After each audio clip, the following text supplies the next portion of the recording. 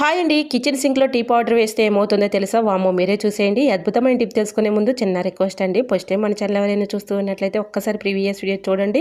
మీకు నచ్చినట్లయితే ప్లీజ్ అండి చిన్న లైక్ చేసి మరి తప్పకుండా సబ్స్క్రైబ్ చేసుకుంటారని ఆశిస్తున్నాను. మన ఛానల్ని ఎంతగా సపోర్ట్ చేసి ముందుకు తీసుకెళ్తున్న ప్రతి ఒక్కరికి కూడా చాలా చాలా థ్యాంక్స్ అండి. ఇలానే సపోర్ట్ చేయండి. మన ఛానల్లో ఇంకా మంచి మంచి న్యూ టిప్స్ అయితే షేర్ చేస్తూ ఉంటాను.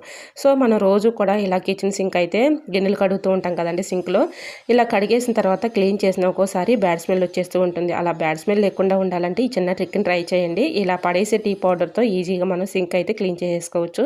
ఇలా టీ పెట్టుకున్న తర్వాత టీ పౌడర్ అందులో వేసేసి ఇలా క్లీన్ చేసుకోవడం వల్ల సింక్ ఎటువంటి బ్యాడ్ స్మెల్ లేకుండా ఉంటుంది, చక్కగా క్లీన్ అయిపోతుంది. అలానే మనకి ఇలా టీ పౌడర్ వేస్ట్ అని పడేసే బదులు మన ఇంట్లో కొన్ని పూల మొక్కలు ఉంటాయి కదండి, పూల మొక్కలు మాత్రం వేసామనుకోండి మంచి క్రాప్ ఉంటుంది, పువ్వులు కూడా మంచి కలర్ఫుల్గా పోస్తాయండి. వేస్ట్ అని పడేసే బదులు ఇలా ప్లాంట్స్ మొదట వేసామనుకోండి మంచి క్రాప్ ఉంటుంది, అలానే పువ్వులు కూడా కలర్ఫుల్గా పోస్తాయి. కాబట్టి ట్రై చేయండి. వీడియో నచ్చితే లైక్ చేసి మన ఛానల్ని ఫాలో అవ్వండి. ఫుల్ వీడియో కావాలంటే మన యూట్యూబ్ ఛానల్ కింద ఉన్న డిస్క్రిప్షన్లో లింక్ ఇస్తాను, తప్పకుండా చూసేయండి. థ్యాంక్స్.